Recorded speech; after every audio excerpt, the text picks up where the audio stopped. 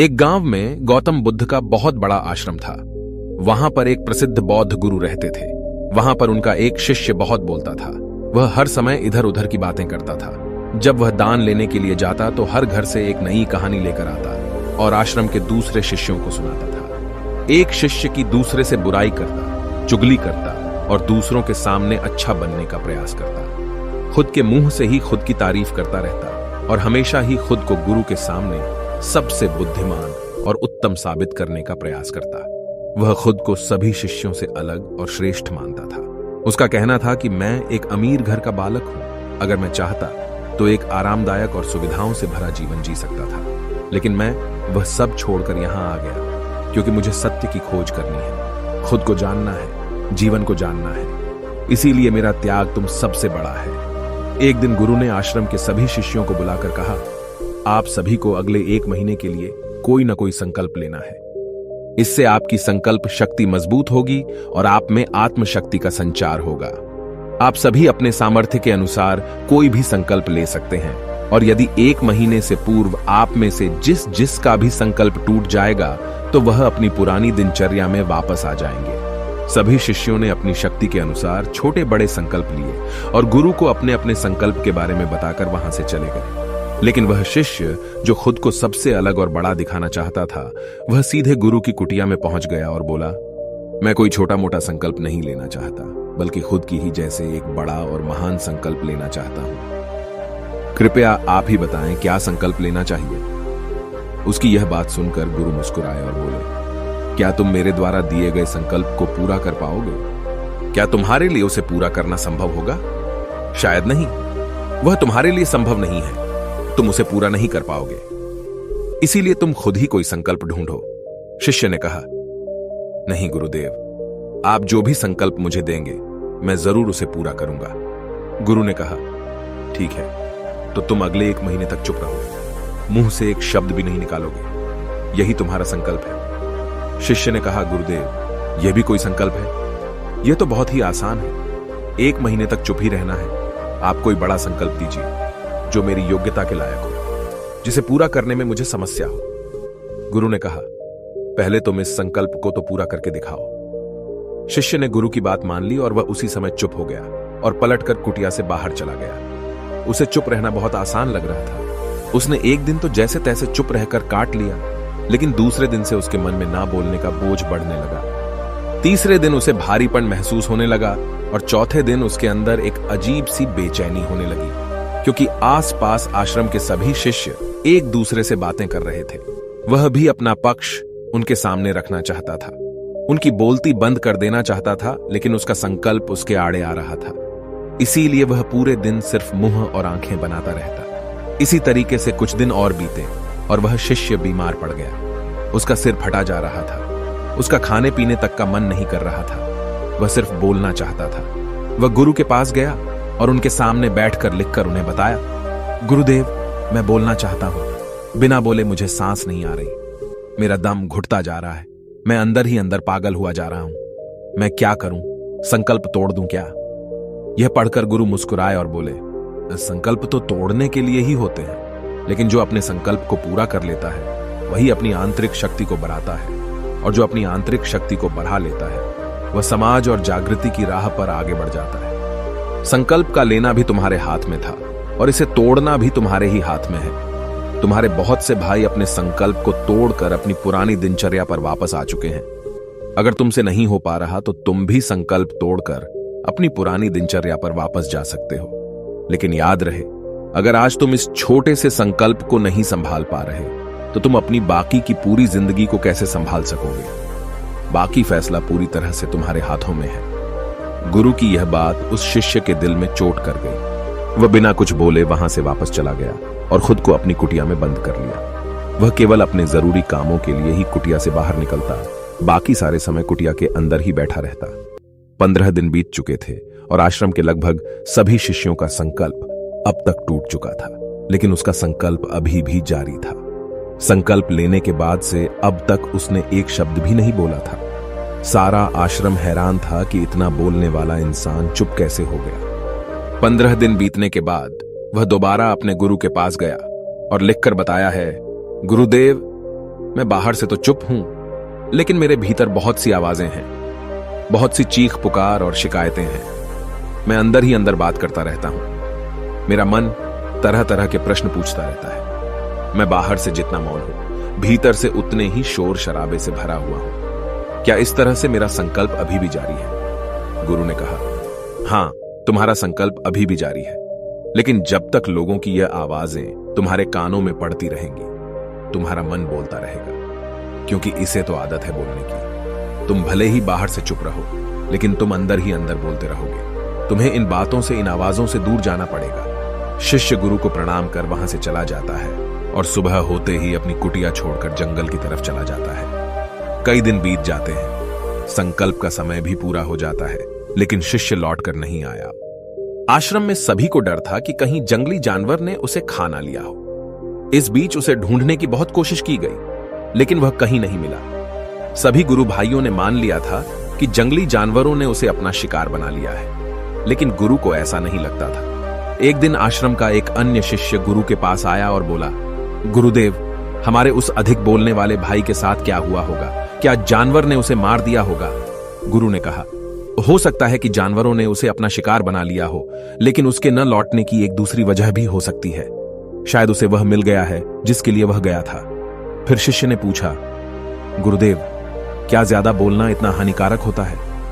गुरु ने कहा, इंसान के जीवन के बहुत सारे दुखों में से एक दुख यह भी है कि वह कभी चुप नहीं रह सकता, हमेशा कुछ ना कुछ बोलता ही रहता है। सिर्फ हमारे बोलने के कारण हमारे आधे से ज्यादा दुख पैदा होते हैं। परिवार के अधिकतर झगड़ों की वजह हमारा बेमतलब बोलना ही होता है। हम में से कोई भी चुप नहीं रहना चाहता।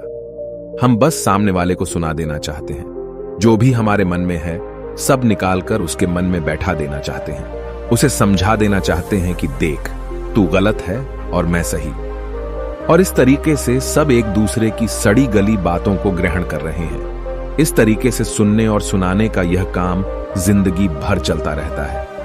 लेकिन इस नासमझी में हम अपना समय, अपना जीवन, अपनी समझ और सबसे महत्वपूर्ण व कीमती पल जो जिए जा सकते हैं, जिनको अनुभव किया जा सकता है, जिनमें आनंद को प्राप्त किया जा सकता है, यह सब खो देते हैं। लेकिन इसके बदले हमें मिलता क्या है?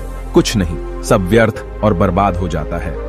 इस पागलपन में हमने क्या खो दिया, इसका एहसास केवल कुछ ही लोगों को हो पाता है। बाकी लोग जैसे उन्हें अपने आने का पता नहीं, वैसे ही उन्हें अपने जाने का भी पता नहीं चल पाता। शिष्य ने कहा, तो फिर इसका समाधान क्या है?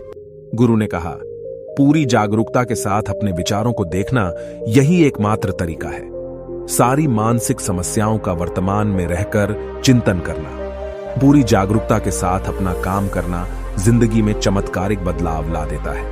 उसके बाद वह शिष्य गुरु से अपने प्रश्नों का उत्तर पाकर उनको प्रणाम करके वहां से चला गया। उस शिष्य को आश्रम छोड़कर गए हुए 3 महीने का समय बीत चुका था, लेकिन उसकी कोई खबर न थी। अब तक तो सभी गुरु भाइयों ने भी उसके वापस लौटने की उम्मीद छोड़ दी थी, लेकिन एक दिन वह आश्रम लौट आता है।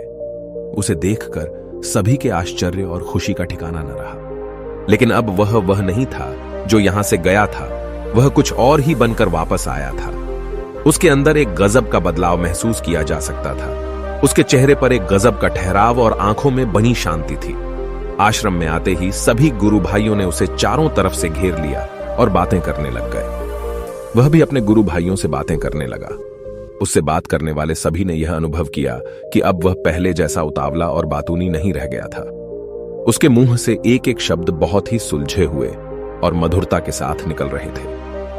थोड़ी देर तक गुरु भाइयों से बात करने के बाद वह सीधा गुरु की तरफ चला गया। उसने गुरु के चरण छुए और कहा, गुरुदेव, क्या मैं अब भी मौन हूं? क्या अब भी मेरा संकल्प जारी है? गुरु ने कुछ देर तक शिष्य की आंखों में बड़े ध्यान से देखा और कहा, हां, तुम अब भी मौन हो। तुम्हारे मुंह से एक भी शब्द निकल नहीं रहा और तुम्हारा संकल्प अभी भी जारी है। शिष्य ने कहा, गुरुदेव, जब मैं आश्रम से गया तो मैं मुंह से तो चुप था, लेकिन मेरे अंदर बहुत सी आवाजें थीं। मन में बहुत से प्रश्न थे और वह बंद नहीं हो रहे थे, तो मैं जंगल में चला गया, इस उम्मीद से कि वहां मुझे शांति मिलेगी और मेरे मन की बकबक कम हो जाएगी। लेकिन मैं जितना एकांत में जाता गया, मेरे अंदर की आवाज उतनी ही तेज होती गई। मेरे भीतर की पुरानी से पुरानी आवाज मुझे सुनाई देने लगी। तब जाकर मैंने महसूस किया कि मैं कितना गलत कर रहा था। जब मैं अपने परिवार वालों, दोस्तों को और गुरु भाइयों को बुरा भला कहता था तो उस समय मुझे लगता था कि मैं सही कह रहा हूं। जब मैं गुरु भाइयों की एक दूसरे से चुगली करता था और उनका मजाक बनाता, तब भी मुझे यही लगता था कि मैं उनसे बेहतर हूं और मैं सही कर रहा हूं। लेकिन उस दिन मैंने पहली बार महसूस किया कि मैं कितना गलत बोलता था। काफी दिनों तक ये आवाजें, ये शिकायतें मेरे अंदर चलती रहीं, लेकिन धीरे धीरे करके एक दिन ये सारी आवाजें मेरे अंदर से समाप्त हो गई। अब मैं भीतर से भी मौन हो गया। उस घने जंगल में बाहर से कोई बोलने वाला था नहीं और भीतर कोई आवाज बची ही नहीं थी, और मैं उस दिन पहली बार मौन का सही अर्थ समझा। मेरे चारों तरफ बहुत शांति थी। हालांकि अभी भी कुछ आवाजें आ रही थीं जो पहले भी आती थीं, लेकिन मैं उन्हें सुन नहीं पाता था। पर अब वह सभी आवाजें मुझे स्पष्ट रूप से सुनाई दे रही थीं। हवा के चलने की आवाज, चिड़ियों के चहकने की आवाज और पानी के बहने की आवाज। ये सभी आवाजें मैंने पहली बार पूरे होशपूर्वक सुनी। अपने चारों तरफ इतनी शांति मैंने पहले कभी महसूस नहीं की थी। तो इस शांति को भंग करने के लिए मैंने पहली बार अपने मुंह से कोई शब्द निकाला। मैं चिल्लाया, हे ईश्वर, ये कैसी शांति है? सभी कुछ इतना शांत क्यों है? ऐसा क्या हो गया? लेकिन मेरे चिल्लाने के बाद भी शांति भंग नहीं हुई। सब कुछ पहले जितना ही शांत था, बाहर भी और भीतर भी। हे गुरुदेव, मैंने अपने गुरु भाइयों से बात की, मैंने आपसे बात की। मैं बोल रहा हूं, मैं चल रहा हूं, मैं सब कुछ देख रहा हूं, लेकिन मैं अपने भीतर एकदम एकांत में हूं, मौन में हूं, भीड़ में होता हूं, तब भी भीतर से अकेला एकांत में होता हूं। जब मैं खुद में भी शोर करना चाहता हूं, तब भी एकांत में ही होता हूं। अब सब दिखाई पड़ने लगा है, सब सुनाई पड़ने लगा है। गुरु ने कहा, जब तक हम बाहर की तरफ बोलते रहेंगे, भीतर अशांति ही रहेगी। लेकिन जिस दिन हम भीतर की तरफ मुड़ जाएंगे, तब हमारे मुंह से कुछ भी निकलेगा, हम शांत ही रहेंगे। दुनिया में जितनी भी बुराइयां हैं, ज्यादातर हमारे बोलने से ही उत्पन्न होती है, क्योंकि हम चुप रहना नहीं चाहते। हम जितनी जरूरत है उससे कहीं ज्यादा बोलते हैं।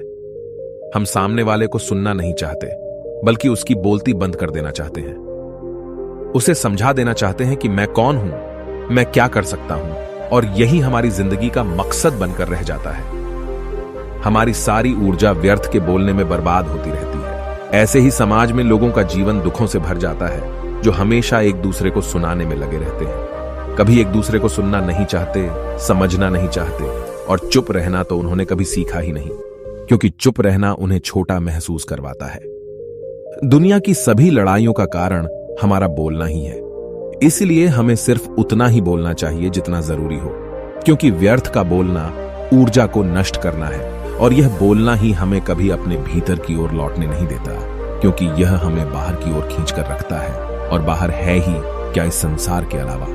लेकिन अगर अपने भीतर के संसार की ओर मोड़ना है, तो इस मुंह को बंद ही रखना चाहिए। इसीलिए जितने भी बुद्ध हुए, आत्मज्ञानी हुए, वह सभी एकांत की ओर भागे, ताकि उन्हें ज्यादा न बोलना पड़े, ज्यादा सुनना न पड़े। वह एकांत में रहे और शांत रहे, इसीलिए आसानी से भीतर की यात्रा कर पाए। लेकिन अगर कोई चाहे तो इस संसार में रहकर भी एकांत में रह सकता है, शांत रह सकता है। लेकिन इसके लिए उन्हें अपनी ऊर्जा बचानी होगी, जिसे वह अब तक अपने व्यर्थ के शब्दों में बर्बाद कर रहे थे। दोस्तों, इस कहानी की सीख यही है कि व्यर्थ का बोलना ऊर्जा को नष्ट करना है। ज्यादा और व्यर्थ बोलना ही हमें अपने भीतर की ओर लौटने नहीं देता, क्योंकि यह हमें बाहर की ओर झुकाए रखता है, और जिन्हें भीतर की यात्रा करनी है, उन्हें अपने मुंह को बंद ही रखना चाहिए। मुझे उम्मीद है कि आपको यह कहानी पसंद आई होगी और काफी कुछ सीखने को मिला होगा। कहानी के बारे में अपने विचार आप हमें नीचे कमेंट बॉक्स में कमेंट करके बता सकते हैं। जाने से पहले वीडियो को लाइक करें और चैनल को सब्सक्राइब जरूर करें। नमो बुद्धाय।